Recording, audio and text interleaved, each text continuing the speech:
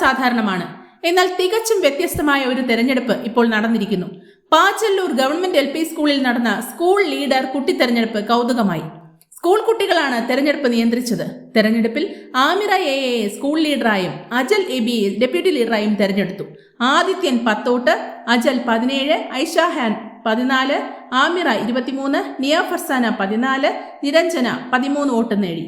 School head mistress Shobhakumari RL, staff secretary Sharon L Stanley, അധ്യാപകരായ Shabeer KV, Jaya TV, Soja Mangalan, Manju, Geli, PTA president Daulath Shayam എന്നിവർ നേതൃത്വം നൽകി.